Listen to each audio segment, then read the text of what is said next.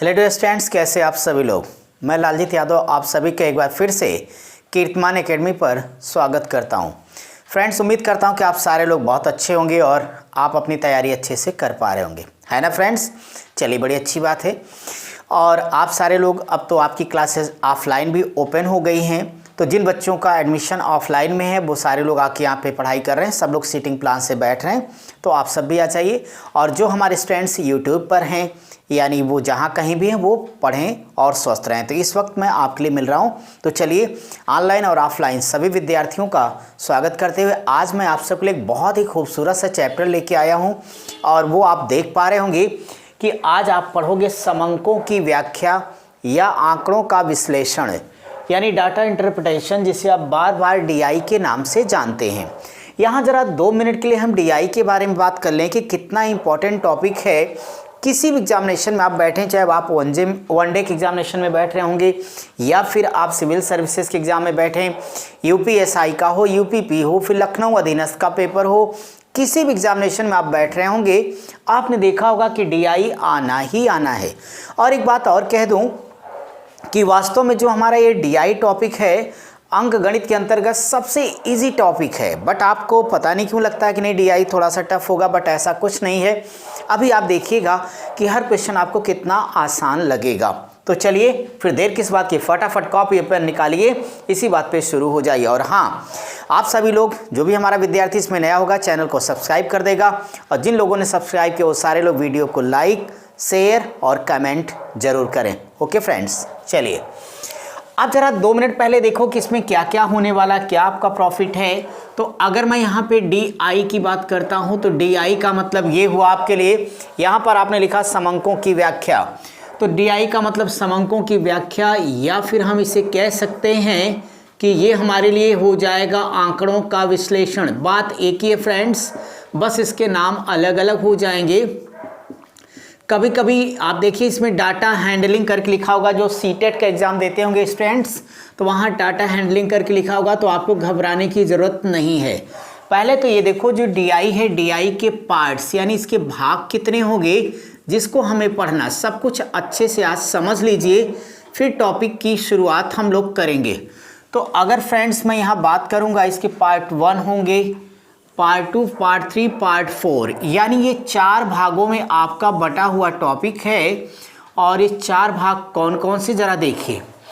पहले पार्ट में आप सभी लोग पढ़ेंगे, जिसे बार बार आपने देखा होगा कि वृत्त आरेख के नाम से ये आएगा, या पाई चार्ट कह लीजिए।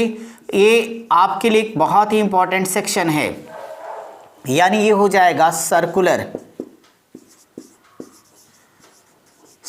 डायग्राम। तो सर्कुलर डायग्राम कहो या इसे पाई चार्ट कहो, एक ही बात है। तो पहला पार्ट हम लोगों का क्या हो जाएगा भाई, वो होगा पाई चार्ट से रिलेटेड, और ये आपका मोस्ट इंपॉर्टेंट रहेगा, ये आप सभी लोगों को ध्यान रखना है।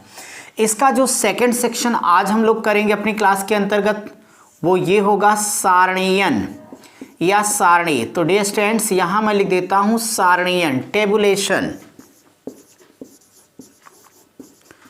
टेबुलेशन। ये भी सेकंड नंबर पे बहुत इंपॉर्टेंट पूछा जाता है आपके लिए, ये दोनों। तो इसको हमें वेरी इंपॉर्टेंट करके चलना होगा। थर्ड हमारा होगा दंड आरेख। तो ये हो जाएगा दंड आरेख, इसे बोलते हैं बार डायग्राम। अब ये बार डायग्राम, चलो भाई, इससे भी सवाल आते हैं, थोड़ा सा कम आते हैं इन दोनों की तुलना में।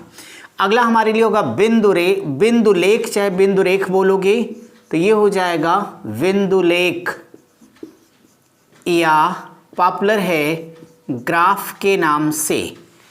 इसे कहते हैं लाइन डायग्राम,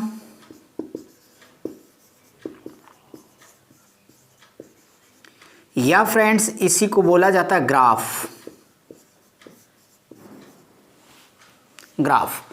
अब यहाँ पे एक सेकंड के लिए हम आपसे डिस्कस अगर कर लें तो क्या है ये, तो आपको मैं कह रहा था कि देखो डीआई के लिए मिनिमम, अब अगर प्री लेवल की एग्जामिनेशंस की आज बात किया जाए तो जितने भी प्री लेवल की एग्जामिनेशंस हैं मिनिमम 3 to 5, 3 से लेके 5 क्वेश्चन। अब आप समझो फ्री का नंबर होता है भाई, एक बार पढ़ लो, हमेशा आंसर दे दो। जैसे आप मेंस की बात करोगे, एसएससी मेंस की बात कर रहे हो, तो वहाँ पे आपको लगभग 10 क्वेश्चन का फ़ायदा होता है। यानी इस एक टॉपिक को पढ़ लेने से लगभग 12 से 13 क्वेश्चन का आपको फ़ायदा हो जाना है। एक बार पढ़ा हो, एक बार रिवीजन किया हो, और आए हुए क्वेश्चन को अगर आपने थोड़ी सी प्रैक्टिस कर ली तो डीआई आपका कभी गलत नहीं हो सकता। चाहे वो बैंकिंग सेक्टर का होगा, चाहे एसएससी का हो, यूपी ट्रिपल एससी का हो, सिविल सेवा का रहेगा, या राज्य स्तरीय सेवाओं का हो, यूपी टेट का होगा, सीटेट का होगा, सिपाही दरोगा, किसी का भी होगा, आप आराम से कर ले जाओगे।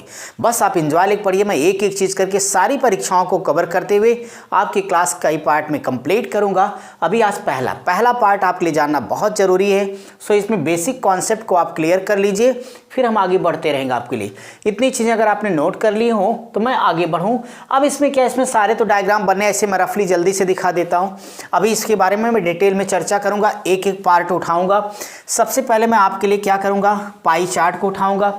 इस पाई चार्ट से जुड़े जितने भी इंपॉर्टेंट प्रश्न आए हैं या आने की संभावना, उस पर डिस्कस करूँगा। इससे जुड़ी हुई सारी बातें समझाऊँगा। फिर मैं टेबुलेशन के साथ वैसा ही करूँगा, फिर बार डायग्राम के साथ होगा, फिर ग्राफ के साथ होगा। तो 1 by 1 and step by step हम लोग अपनी क्लास को आगे बढ़ाएंगे। ठीक है भाई, चलिए बस आप समझते रहिए। अब जैसे जब आएगा सर्किल वाला सवाल, तो ऐसे कुछ एक सर्किल हमें दिया रहेगा, सेंटर होगा और ये अलग अलग पार्ट्स में ऐसे डिवाइड रहेगा। कुछ भी लिखा रहेगा कि भाई चलिए यहाँ भोजन है, अभी मैं इसके बारे में चर्चा कर रहा हूँ आपसे थोड़ी देर में। भोजन लिखा होगा तो कहीं यातायात लिखा रहेगा, तो कहीं आपका कुछ अन्य खर्चा लिखा होगा, कहीं पर मनोरंजन लिखा हुआ रहेगा, ऐसे कुछ रहेगा, या कहीं पर उस व्यक्ति का कपड़े पर खर्च रहेगा इत्यादि। हमें यहाँ पे बेसिक बात ये बतानी होगी कि अभी जब चर्चा करूँगा तो डिग्री में क्या होगा, 360 डिग्री, परसेंटेज में 100 के बराबर होगा। कैसे सॉल्व करना सारी बात करता हूँ।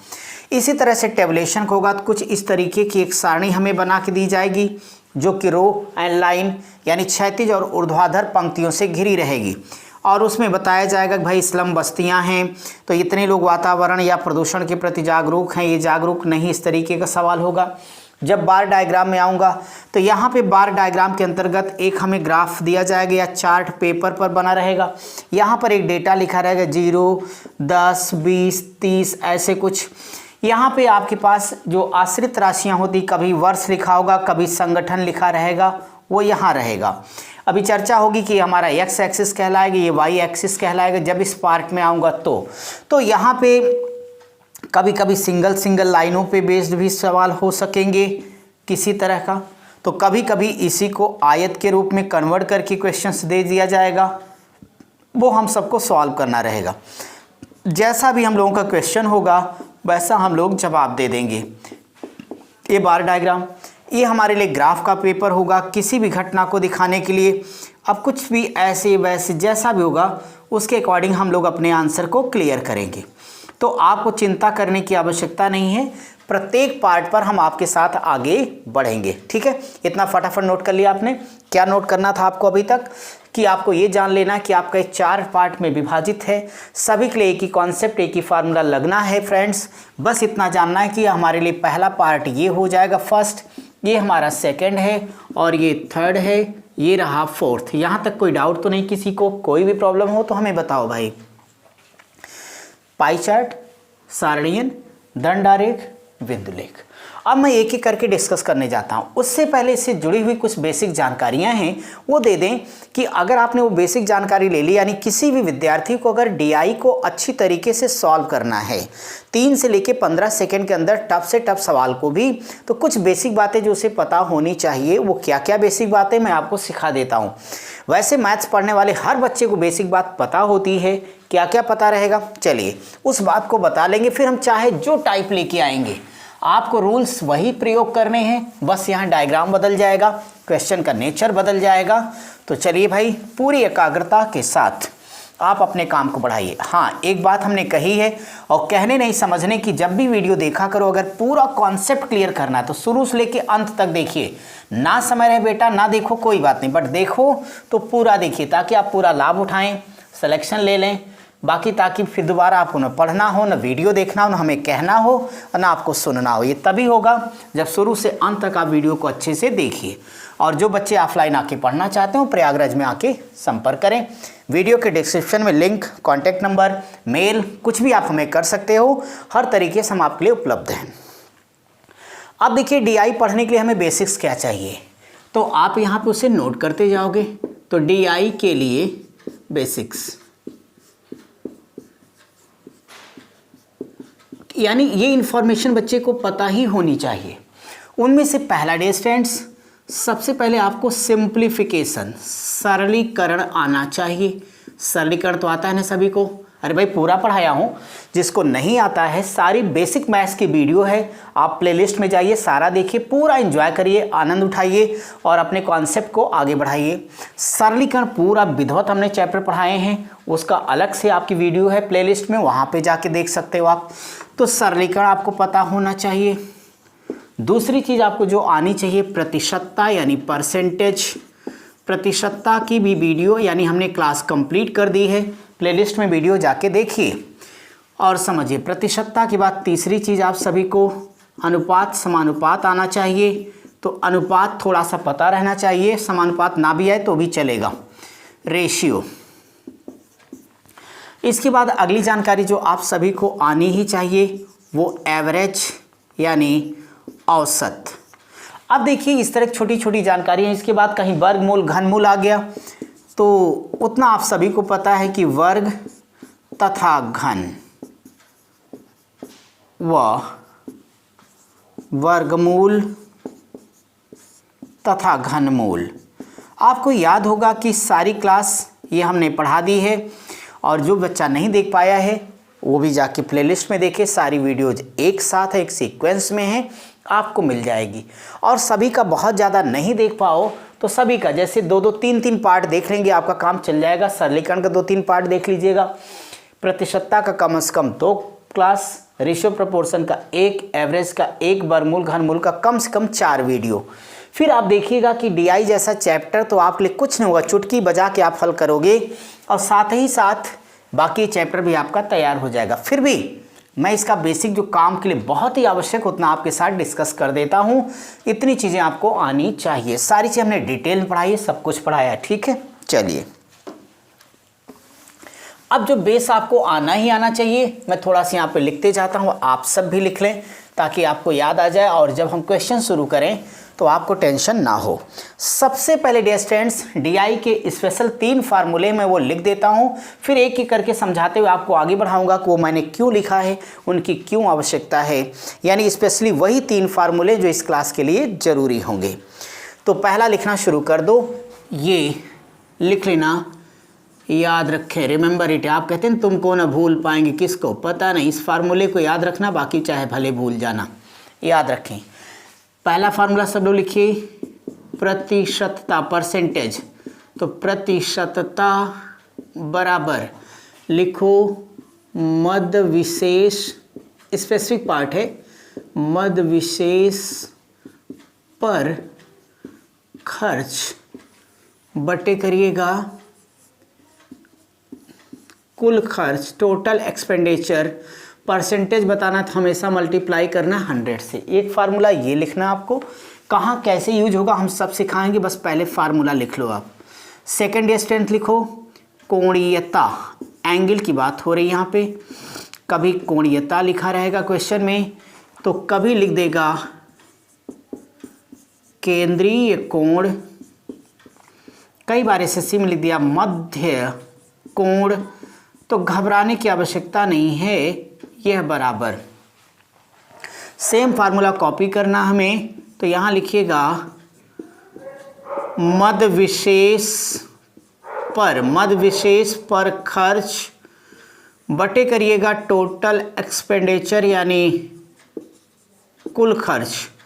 और जब एंगल की वैल्यू बताना है तो मल्टीप्लाई 360 डिग्री से करना है। तीसरा और सबसे इम्पॉर्टेंट फार्मूला जो सबसे ज़्यादा आपके काम आने वाला है वो यही है। तो चाहे जो लिखा होगा, यानी आप ये कह दीजिएगा कि जो कोणीयता की बात आएगी तो यहाँ लिख दीजिएगा कोणीयता बराबर, उस केस में इसका यूज़ करना है, चाहे कोणीयता बोलेगा, केंद्रीय कोण, चाहे मध्य कोण बोलेगा। इस फार्मूले का प्रयोग तब करना जब प्रतिशतता पहले से पता होगी। तो यहाँ पे कर लीजिएगा प्रतिशतता और गुणे 3.6 डिग्री, झट से आपका आंसर आएगा। इस फार्मूले को स्पेशली आप सभी जरूर ध्यान में रखिएगा, आपका काम हो जाएगा। कि जैसे हम लोग कोई भी क्वेश्चन होगा हमारे पास, जैसे मान लीजिए कि ये लिखा हुआ है और यहाँ पे बहुत सारा इसने बंटवारा कर रखा है, ठीक है, और उन तमाम मदों में बस एक बात को मान लो कि चलो भाई ये भोजन का खर्चा है, ठीक है, और इसमें लिख दिया गया 10%। कहता है इसका केंद्रीय कोण का मान बता दो कि ये कितने एंगल का, ये एंगल कितने डिग्री का होगा। डायरेक्टली क्या करना, 10 × 3.6 कर देना है और ताव से कह देना 36 डिग्री मेरा आंसर आएगा। तो इस तरह की परिस्थिति में जहां प्रतिशतता पहले से पता होगी वहां पे इस फार्मूले का प्रयोग करेंगे, मेरा सीधे आंसर आ जाएगा। ठीक है भाई, ओके, इतना उतार लीजिए, बाकी एक एक बात आपको डिस्कस करते हुए आगे लेके चलता हूं। तो ये 3 फार्मूले, अब चाहे हम उसको पाई चार्ट पढ़ाएंगे, चाहे टेबुलेशन की बात करूंगा या बार डायग्राम या फिर ग्राफ, सभी जगहों पर आपका ये 3 का तीनों फार्मूला आपके काम आएगा। किसी के लिए अलग से कोई फार्मूला की आवश्यकता नहीं होगी। चलो, मैंने बेसिक की बात की थी, तो बेसिक में फ्रेंड्स आप सभी को पता था, फिर भी मैं 2 मिनट के लिए रिवाइज कर देता हूं कि जब मैंने ये कहा था कि सरलीकरण, तो सरलीकरण आप सभी को पता है कि ये सिंप्लीफिकेशन है आपका।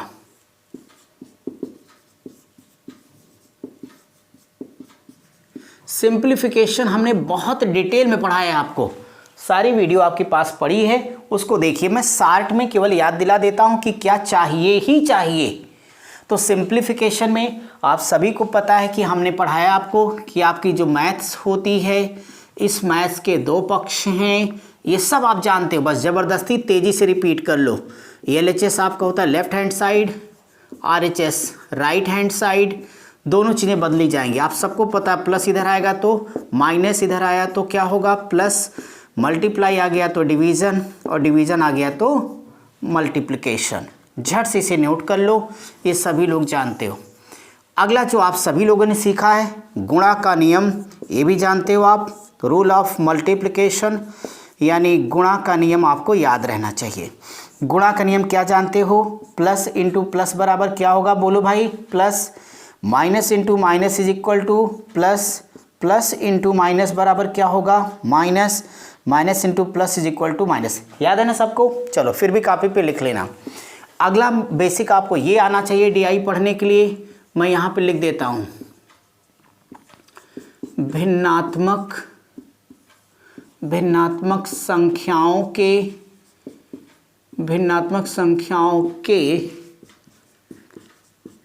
परिवर्तन का नियम। हमने आपको सिखाया था पहला नियम कि अगर कभी एक भिन्न में दूसरे भिन्न की भाग देनी पड़ेगी तो कैसे सॉल्व करिएगा। हमने सिखाया है कि 1/2 ये पहला वाला स्टेप जैसे है वैसे ही रख देना, ठीक है भाई।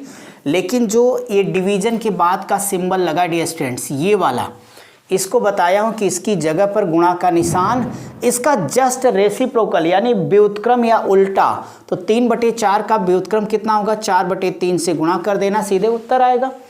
सेकंड रूल हमने सिंप्लीफिकेशन में आपको सिखाया डिटेल में, वहाँ से देखिए आप। वो ये बताया था जैसे 5 है डिवाइडेड बाई 3/4 आ गया, तो हमने कहा कि पहला एज इट इज सेम रख दिया जाएगा, ये वाला केवल उल्टा करना आपको। तो यहाँ मल्टीप्लिकेशन का रूल लगा के क्या लिख दोगे, 4/3 आंसर हो जाएगा। अगला रूल हमने ये सिखाया था आपको कि अगर 5/8 डिवाइडेड बाई 7 है तो ये 5/8 जैसे है वैसे लिख देना हमको, लेकिन ये 7 का रेसिप्रोकल क्या हो जाएगा, 1/7, सीधे आपका उत्तर आ जाएगा। ये बात याद आ गई सबको? चलिए फटाफट कॉपी करिए ताकि मैं आपको अगली बात सिखा सकूं। तो सिंप्लीफिकेशन में एक और बहुत इंपॉर्टेंट बात है, वो है बॉडमास का नियम।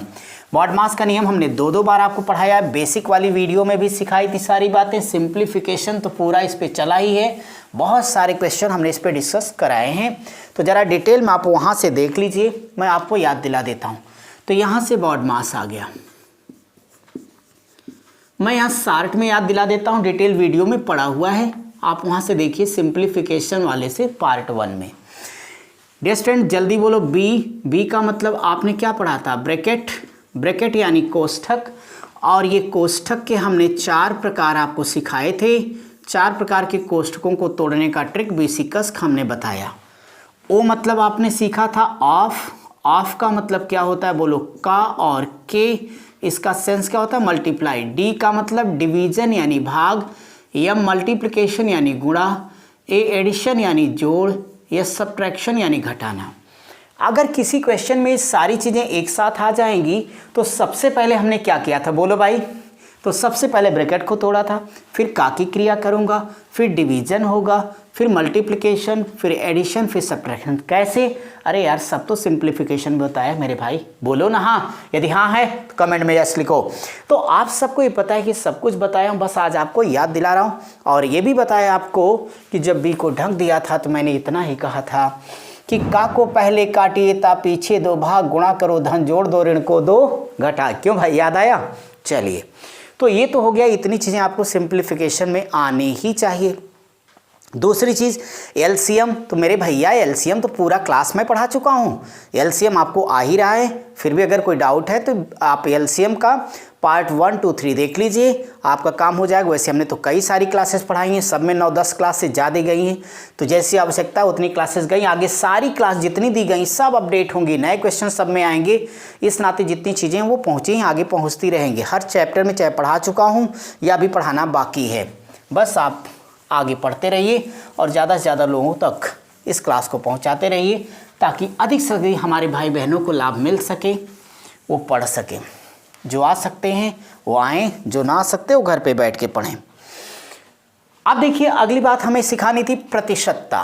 तो प्रतिशतता में क्या आना चाहिए, प्रतिशतता का सारी बेसिक बात हमने आपको पढ़ा रखी है। सो वीडियो वहाँ से देखो। यहाँ क्या बताना है आज आपको, पहला फार्मूला प्रतिशतता से जुड़ा हुआ देख लो, परसेंटेज। तो प्रतिशतता में तो हमने सब कुछ बताया आपको, आज सिर्फ इतना बता रहे हैं। इसमें पहला फार्मूला याद रखना, प्रतिशत वृद्धि बराबर परसेंट ऑफ ग्रोथ। तो प्रतिशत वृद्धि का फार्मूला लिख लो, ये होगा वृद्धि बटे मूल मान यानी इनिशियल वैल्यू इनटू 100। तो कह सकते हो percent of increase is equal to total increase upon initial value into 100। याद आया?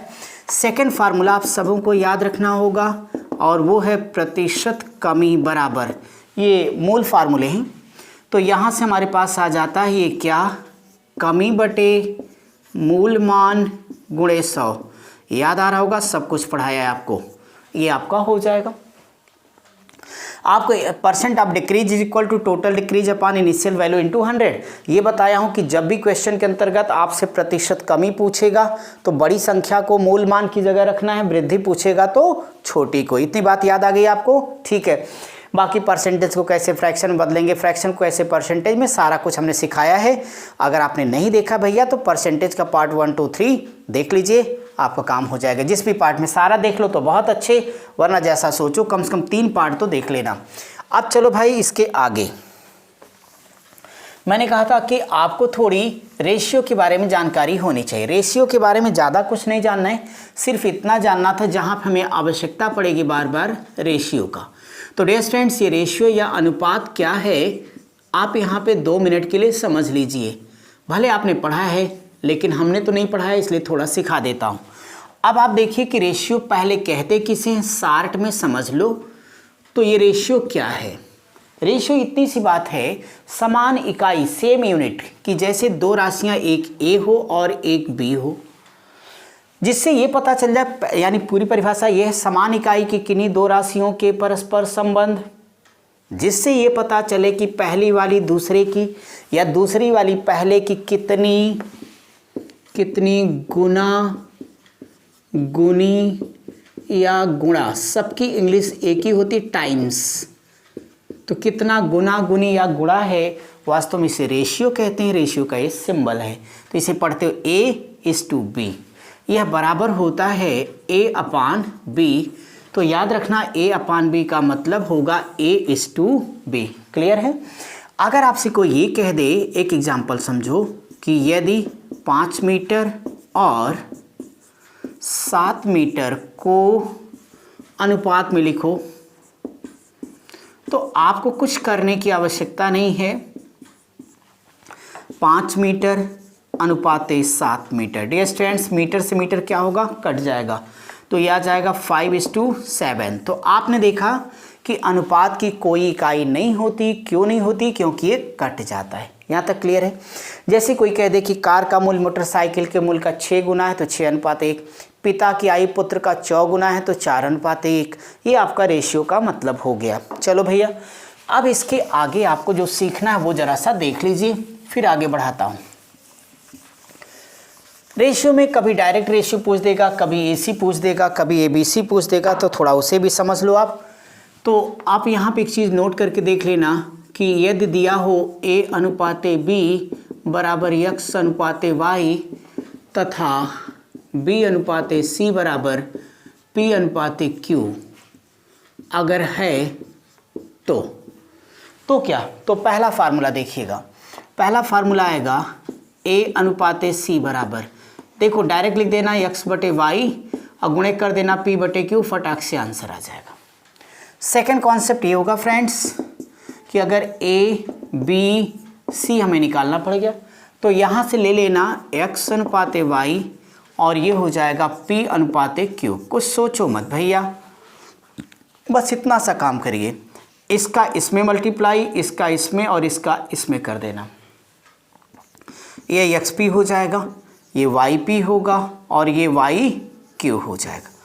इस तरीके से हमारा ABC आ जाएगा। वैसे हम निकाल तो ऐसे भी सकते थे, या आप इसे लिख सकेंगे कि A/B बराबर X/Y और B/C बराबर P/Q।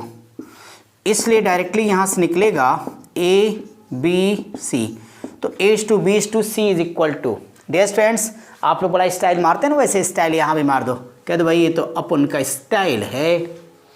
तो यहाँ देखो स्टाइल मार दिया तो XP डायरेक्ट ले लो, फिर YP ले लो, फिर YQ ले लो।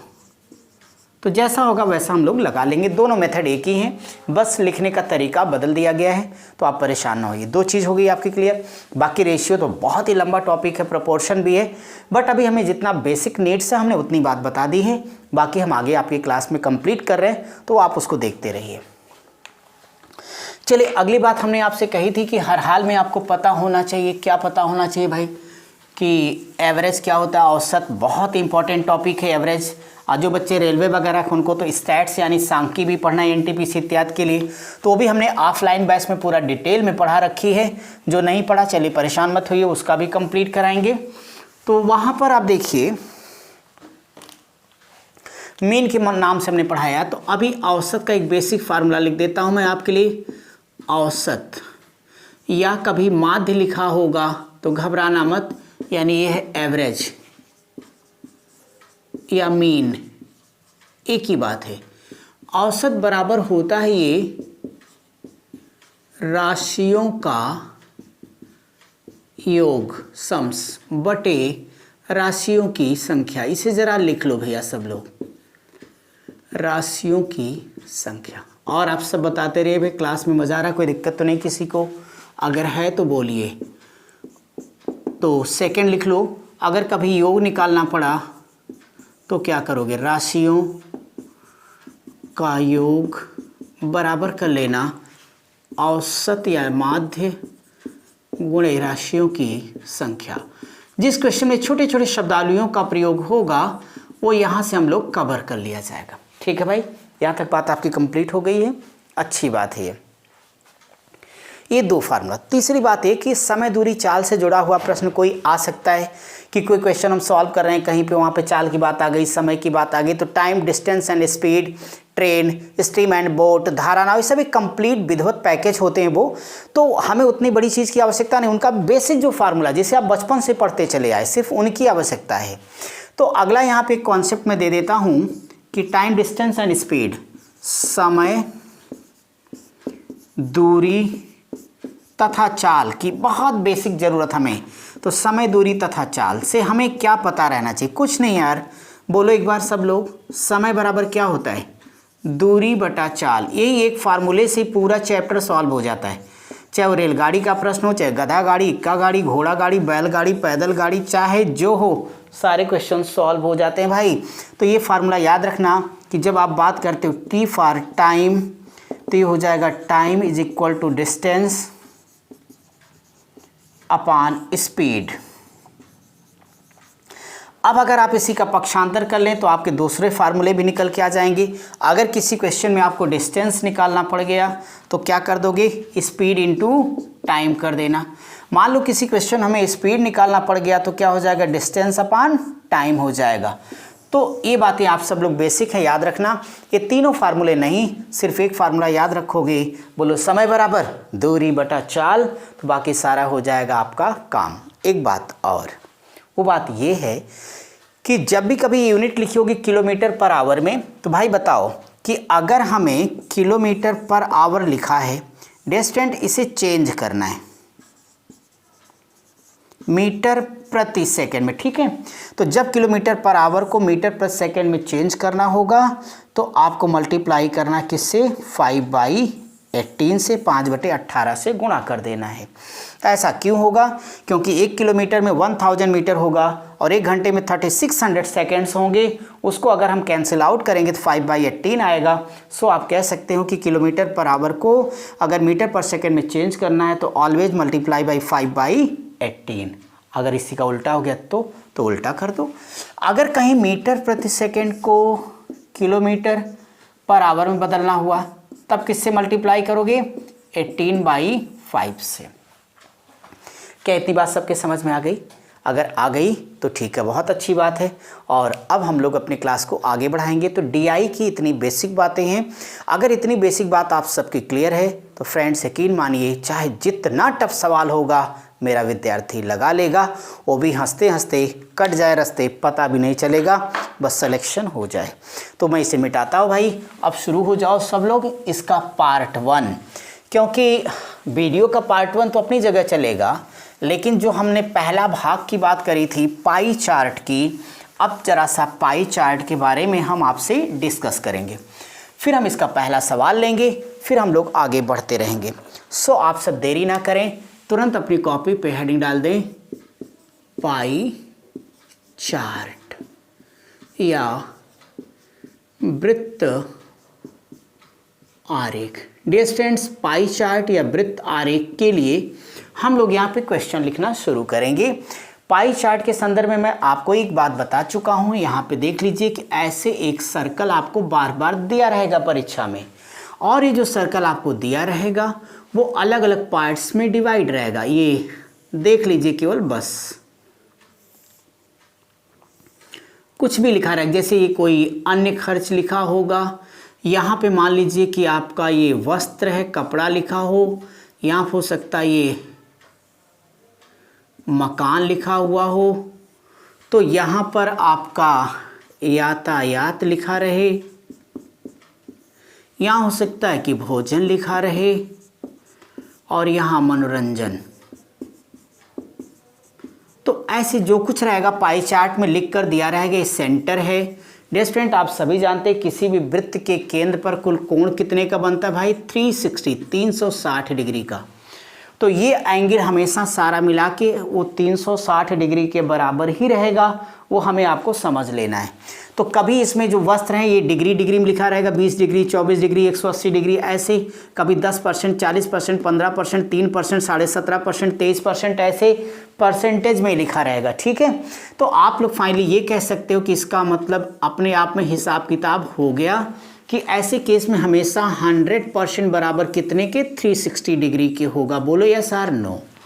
इसलिए अगर मैं कह दूं कि 1% इज इक्वल टू, तो 1 0 यहाँ से कैंसिल करना डियर स्टूडेंट्स, 36/10 यानी 3.6 डिग्री के बराबर होगा। बोलो यस और नो।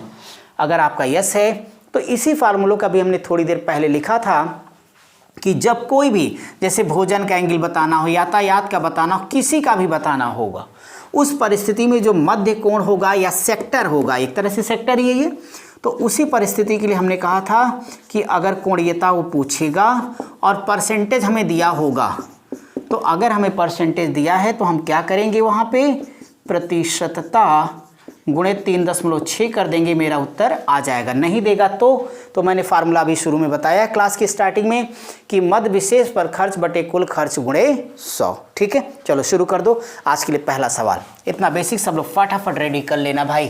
तो पाई चार्ट के अंतर्गत क्वेश्चन नंबर 1 आपके ही परीक्षा का पूछा गया सवाल। सो लिखिएगा सारे लोग यहाँ पे पहले निर्देश। तो लिखिए डायरेक्शन यानी निर्देश प्रश्न 1 से 4 के लिए। मैं आपके लिए लिखता हूँ क्वेश्चन। तो यहाँ पहले लिखो सब लोग डायरेक्शन यानी निर्देश, थोड़ा सवाल लिखना पड़ेगा भाई, आगे सब हो जाएगा। निर्देश है क्वेश्चन नंबर 1 2 4। निर्देश क्या है वो देखता हूँ। निम्न पाई चार्ट किसी प्रकाशक द्वारा, तो लिखते चलो निम्न पाई चार्ट किसी प्रकाशक द्वारा, एक पुस्तक के किसी प्रकाशक द्वारा एक पुस्तक के प्रकाशित करने में किया गया व्यय, प्रकाशित करने में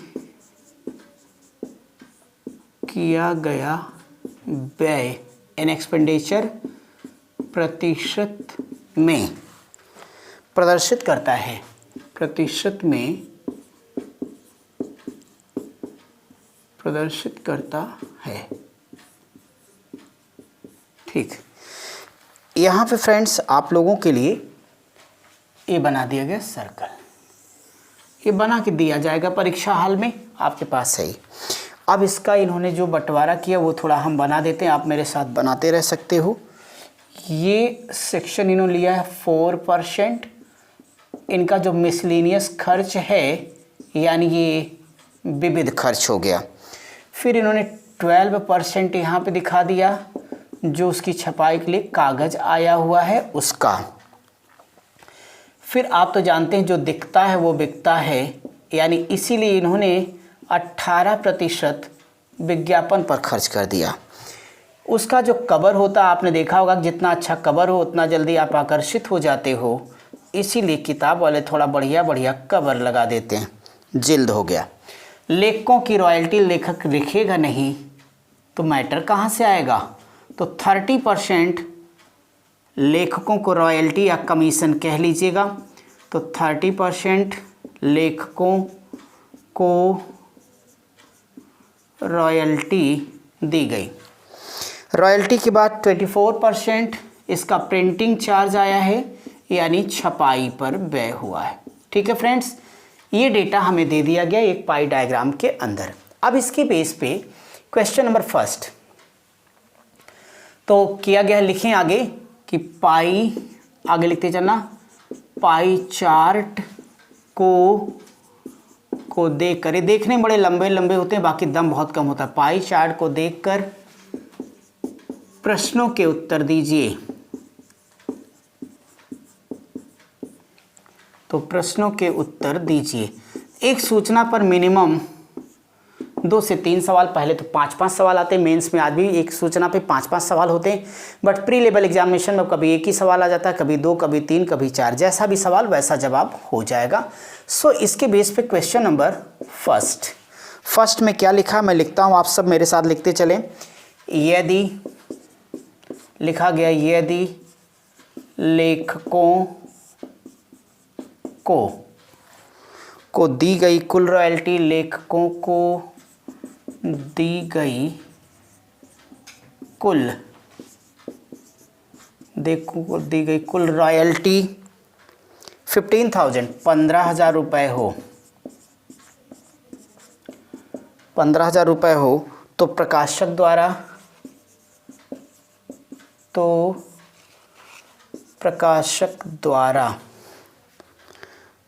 द्वारा क्या लिखा इन्होंने, जिल्द बनवाने पर किया गया व्यय। प्रकाशक द्वारा जिल्द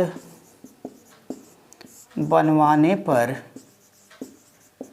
किया गया व्यय ज्ञात कीजिए।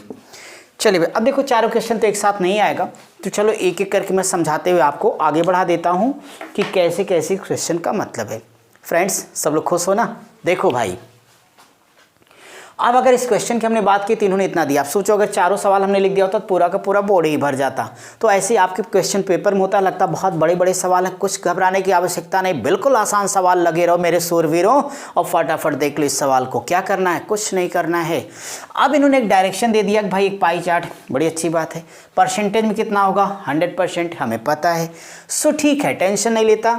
इसमें कहते हैं कि यहाँ पे इन्होंने दे रखा है सारी जानकारी की, कोई एक पब्लिशर है, प्रकाशक है, और वो एक किताब छाप रहा है वो, तो उसके जो तमाम खर्चे उसने अपने सारे एक्सपेंडिचर को यहाँ आपके सामने एक्सप्लेन किया है कि भाई मेरा क्या क्या खर्चा है। उस सीक्वेंस पे उसने जो पहला प्रश्न दिया, कहता है लेखकों को दी गई कुल रॉयल्टी। डियर स्टूडेंट्स, लेखकों की रॉयल्टी को दिखाने वाला देखो जो सेक्टर है, ये सर्किल का सेक्टर ये, बोलो यस। तो लेखकों को अगर रॉयल्टी दे रहे हो यार, तो रॉयल्टी का जो परसेंटेज वो कितना है, 30% के है। तो कहते हैं कि मैंने उसको 15,000 रुपये उसके खाते में ट्रांसफ़र कर दिया। तो कहते हैं कि जिल्द बनवाने का खर्चा, यानी जो कवर हमने कराया था, तो जिल्द का 12% है। मतलब डायलॉग मार सकते हो, चित्र देखो उत्तर दे दो। समझ आया, कोई टेंशन मत लो। तो डियर केवल इतना करना कि ये 30%, तो लेखकों की रॉयल्टी कितना, 30%। आपने कैश कितना दिया, 15,000, लिख लीजिए। आपने क्या पूछा, जिल्द, बोलो जिल्द का कितना भैया, 12%। तो डियर स्टूडेंट परसेंटेज पढ़े हो ना सब लोग, 12% बराबर। बार बार सिखाया हूँ कि भाई इसको 3 पच्चे 15, ये तो निकल गया। अगर ये 3 पच्चे 15 हो गया, 5 के आगे 2 जीरो, 500 आ गया। डियर स्टूडेंट आके गुणा हो जाएगा ना, कि ये 12 और गुणे कितना होगा, बोलो 500, और 12 पच्चे 60, 6,000, यानी ये 6,000 रुपये आपका करेक्ट आंसर आएगा। तो आप ये कह सकते हैं कि अगर रॉयल्टी 15,000 रुपये है तो जिल्द पर पब्लिशर का जो खर्चा हुआ वो कितना, 6,000 रुपये। ये मेरा करेक्ट आंसर है। कोई कन्फ्यूजन किसी विद्यार्थी को नहीं, चलो बहुत अच्छी बात। अब मैं आपके लिए फिर नेक्स्ट क्वेश्चन करूंगा। इस पे 4 क्वेश्चन हमें करने हैं इसी इन्फॉर्मेशन के बेस पर। तो मैं अब देखता हूँ क्वेश्चन नंबर 2 क्या होगा हमारे स्टूडेंट्स के लिए। उस क्वेश्चन को सॉल्व करके फिर हम आगे बढ़ेंगे। क्वेश्चन नंबर 2 लिखा है, यदि कागज पर लागत, चलो भाई, तो यदि कागज पर लागत 5,000, 5,000 रुपये आई हो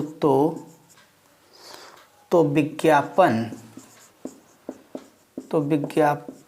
पर हुआ व्यय ज्ञात कीजिए। अभी देखिए फिर एक खूबसूरत सा सवाल आ गया। अगर इस क्वेश्चन के बारे में बात करनी है तो भाई करना ही क्या है, इस बार इन्होंने ये कह दिया कि देखो कागज पर इनका कितना खर्चा हुआ है, 5,000 का। कागज यहाँ देखो कितना परसेंट है भाई, बोलो एक बार, 12% है। क्या मेरे से पूछ रहे हैं विज्ञापन पर, तो विज्ञापन ये है सवाल। लग सकता है जवाब, बिल्कुल। कैसे करोगे, ये जो 5,000 है बोलो कितने के बराबर है, 12%, तो 12% बराबर 5,000, ठीक है। विज्ञापन कितना है, 18% है, इसलिए 18% इज इक्वल टू, भाई ये हो जाएगा 5,000 अपान कितने के, 12, और इंटू यहाँ से 18 ले लो। इसे काटोगे तो हमारे पास आ जाएगा कितना, इसको काट देता हूँ, हो जाएगी 6 दूनी 12, यार 6 त्रिक 18, 2 से काट दो 25 आ जाएगा, 25 तियाँ 75, तो ये 75 और 2 जीरो यहाँ बच गया बेटा, इसको रख देना, 7500 आपका करेक्ट आंसर हो जाएगा। समझ में तो आ रहा है ना भैया। अगर हाँ हो रहा तो यार कमेंट में शर्माए मत करिए, आप लोग फटाफट कमेंट करके ज़रा बताते रहिए। और ये आंसर अगर कंप्लीट हुआ तो चलो आज का करते हैं तीसरा सवाल, क्वेश्चन नंबर 3। तो इसे मैं मिटा दूँ भाई, ओके। तो क्वेश्चन नंबर 3 बस DI आगे। हाँ, अभी थोड़ी हमने बेसिक क्वेश्चंस लिए, जैसे जैसे टॉपिक बढ़ेगा हार्ड सवाल आते जाएंगे। वैसे चाहे जितने इसमें हार्ड आएँ, पीछे जो हमने टॉपिक बताया, अगर जिस विद्यार्थी का वो चैप्टर तैयार हैं तो कोई टेंशन नहीं। अरे बहुत हार्ड बनाएंगे तो क्या करेंगे, थोड़ी सी डेसिमल वगैरह हम लाएंगे, सब आप कर लोगे। क्वेश्चन नंबर 3 कहता है, यदि जिल्द बनवाने का व्यय, तो लिखो यदि जिल्द बनवाने का व्यय 6,000 रुपये आया हो तो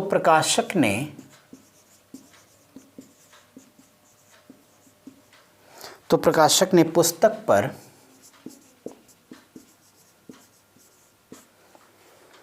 कुल कितनी राशि